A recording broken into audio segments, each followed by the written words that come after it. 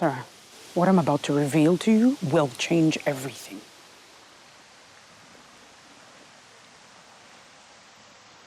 What is this? Soldier Story 2 is full of thrills, it's full of excitement, it's full of lessons, and most importantly, it takes you on a journey. It's going to take you on a journey that would make you question yourself. If this was truly to happen, how would you handle it? When I got the script, I was blown away. I was like, wow. It's interesting. I got the script for Soldier Story 2. I read it the whole way. I thought it was fantastic. I didn't stop for once. You know, when I got the script, I was familiar with the first edition of the film, so I was excited to see how the story would develop and how it would progress. And I think just, the visuals, the possibilities after watching the first film is exactly what came to mind, is how could the story possibly get any better? If a movie has a sequel, it only tells you one thing. It means, people love the first one. It means it was successful. Over 10 awards locally and internationally. And I personally won the Best Actor in Africa twice for playing the bossman in the first story. So, yeah, it feels good to be back to reprise my role as bossman. It's an interesting film. It's an action film, and a lot of work has gone into it that would show.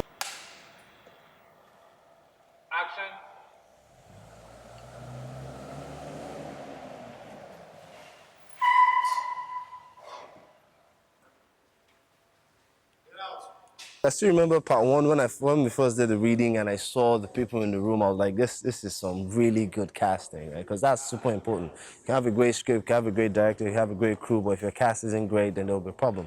But the cast was amazing, and that's why part one was so good. So when part two came around and got the list of actors for part two, I was like, these guys are not playing. When I got the script for part two, I was very excited, just because my character Edwin was more involved in the story. You get to see another angle to Edwin. In part one, it was right when the war was still going on, so he was really scared and relying heavily on his sister for support. But now his sister is in another country, so he's on his own. Even though he's with her friend, but at the end of the day, he's on his own. Probably might be the first time that he's been that far from his sister in his life, so you see him trying to cope with that and grow up, and you just see like a whole different angle to Edwin on a personal level, and on his character as well. Bloody car! What a time to pack up! You, Messiah, need a new car. But Sangwa needs a new airport. Do they have it? No. They need new shopping malls, new hospitals, new roads. Do they have it? No, Edwin. Everything takes time. Time and money are very scarce commodities, and this lady right here still has some knowledge in her. I like how she's been written. I actually love playing every single bit of her. She's very strong-willed. For someone who's just the average secretary to her boss, who's a white man that just lives in this little town. However, he's made his money. He now has like a nice-looking house and a wine cellar. He has his own little bigger than average country home in her town, and she helps him out. So she has a very quiet, decent life. She's not married. There's no love story to her, but you can tell that there's a lot of strength, and she's the responsible friend. That's why she's been given the responsibility of taking care of Regina's brother. You're working with very, very committed and talented performers. So when you find yourself in that kind of position, you have no choice but to sort of give it your 110%. And where do you fit into this ploy? A complete wipe-off of anything or person that could in the remotest way lead back to the colonel. And that is the story, really. It's a delight working with people that just, make the job very, very easy. And it's going to be a great watch.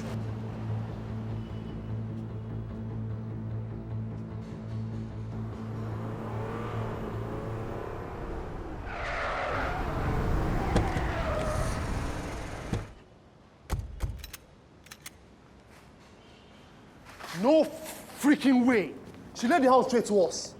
What the fucking minute? It is an action flick, but it's also a drama. And it's also a love story. So there's a lot going on in the entire plot of A Soldier's Story, and it gets deeper in this one. So yes, you can be entertained by the action sequences and the fact that it's good against evil, and so you can be, but I think you've got to have a little bit of intellectual prowess to follow through and get thoroughly entertained, because there's a lot in the lines that you mustn't miss. Yeah, so it's visually pleasing, and you can get lost in just looking at the uniforms, the great scenery. Some of the locations in the movie are absolutely fantastic, and you can get carried away with that, but there's a lot more to this film. As an actor, you know, I can see the technicalities involved. And for a writer, director to also put that together, that means you are ready to go all the way. You know, it's a demanding project. I can assure you that this trumps the first one in every single way. Cast, crew, story, every single thing. We brought back most of the characters, I think maybe with the exception of maybe one or two, and then added a host of new talents. I mean, there's Somkele. We have Chris Atto on this one, all the way from Ghana. We have John Vogel, all the way from LA, America. We have Eric Roberts, all the way from LA, America. We have Berit from Austria. I mean, it's an intercontinental project. I've been having so much fun here. The people here are the nicest people as a country I've ever stayed in. Filming in Nigeria is like a breath of fresh air. Everybody's excited to be in the film, get the film done, be part of the film. And Nollywood is really an emerging market. In Soldier Story Return of the Dead, I play two characters, one the arms dealer, the other the oil executive. And it's actually quite easy to switch from one character to the other because we're shooting one of them on one day, the other on the other day. But also the writing of Frankie Ogwar, the director, he wrote two very different voices. So it's actually quite easy. Boss man, this is probably your best chance at staying relevant, as there will be too many factions fighting for control over the new oil region. You and your men and your people, as a minority, you will be overrun very quickly if you don't have a superior military might. I usually work in German-speaking countries mostly, so I would say like the biggest difference in terms of shooting a movie, I thought about that yesterday. So we're in this like rundown old train station, and at some point something like dust is falling on my head, and I just think for a second, what if like the whole roof comes down? So then my next thought was that in Austria, for example, if you shoot, everybody and everything has to be insured. So different locations, you would like have a guy there who then tells you that's possible or that's not possible. You have to take precautions, or that kind of thing. Whereas here, what we do is we pray before we start, and that seems to be quite the effective and not too expensive method for everybody to keep safe, apparently. Have you been following this news? This is a coup, isn't it? I'm afraid so. Saka, what happens now? I don't know. I thought we were over this. Just when everything was becoming normal here. I like how this is a fictional town, so we could play around with, however we wanted to sound, although the director had a direction. So this town is in West Africa, but they sound more like somewhere in the southern part of Africa, Zimbabwe, Botswana. So I had that reference, and it's so much fun, and it's weird how I can go back and forth. It tested an ability I didn't quite know that I could play with like that, and yeah, I loved every bit of it. I liked playing Captain Nima. I like the fact that she's a good guy. She's one of the good guys, but it would have been great if she was one of the baddies. I don't know. I've always wanted to play a real baddie with a gun. So who knows? Who knows what's going to happen in the next movie?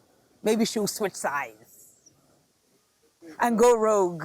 Working with the cast and crew has been fun. I mean, I worked with most of them in part one. The director, most importantly, is very particular. He knows what he wants. He's detailed, and he's a fantastic director. I mean, I worked with Frank in part 1 and part 2.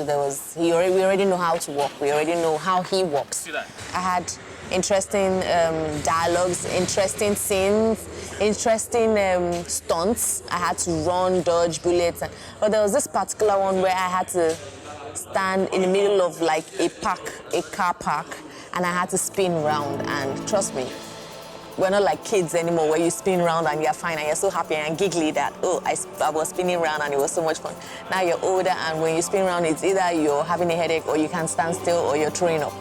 So it was not interesting to spin around for a while, but by the time I watched the shot, it was worth it, and I was so happy with what I did. He's more of a guiding hand, like, okay, I want you to do this, or give me this emotion, you know, or do this or do that. But he lets you pick how best to give, you know, whatever he requires of the actor in that scene.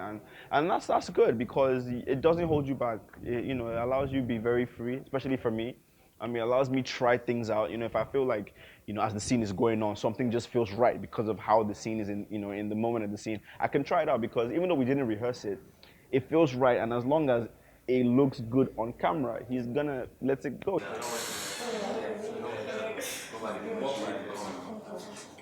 As far as this way from age is good, but I'm not going to see that. Do your whatever, it's perfect. Frankie ensures that you as an actor feels comfortable, number one. He also, after you've wrapped for the day, he will give you constructive criticism or positive remarks. And you know, even with the crew, it's like, great job, guys, well done. It's my first time experiencing that on a production, where the director will actually congratulate everybody, the team collectively, for doing a good job. I think just that little difference, just that little thing makes such a difference, because it kind of reassures actors and crew members, so cast and crew, that, okay, we're being appreciated by the director who we're doing this job for. Same goes for the producer, who encourages you and makes you feel welcome. It's not required for a producer to be on set, but Martin makes sure that he's always on set with us if he can, and make sure that everyone is well taken care of and everyone is on point and we are on schedule with the locations and what we're supposed to be doing. The crew, particularly the director, they're watching the movie as the movie is being shot. But those are the more straightforward parts to it. This is a movie that is going to show us things that we haven't seen before in Nigerian film, like high-speed car chases, explosions, RPGs being fired, cars falling over bridges and falling into the ocean, and that sort of thing. And I can't wait, because I know that it's going to be the final icing on the cake. When we get those CGs and put those things on, it's going to be the final piece of the jigsaw that brings together what I know is going to be a fantastic production. What's our team's ETA? 3 minutes, Elsa. A Soldier Story 2 has taken 2 years coming. We went into a genre that's not too commonly dealt with in Nigeria. We went into action. Our objective was to make an internationally acclaimed movie. And to do that, we had to make sure that the acting, the production, and everything that has to do with the film was top-notch. One of the most difficult aspects of shooting A Soldier Story 2 was working on the Third Mainland Bridge. The traffic there never stops. On the first day of our meeting, when my actors and the rest, I gave them my storyboard, because I draw storyboards for my films as well. Nobody said anything, everyone just was quiet in our very first meeting. Then Tokwe said, Frankie, can I ask you a question? I said, yeah, well, why not? Just fire on. And he was like, well, beautiful story, beautiful idea, but do you think you can really pull this off? I mean, here we are talking about car chase on Third Mainland Bridge and the rest and all that. But bottom line is, we'll wait and see if we did get that right. I think we achieved that. We had to make sure that the casting, the production was all top-notch.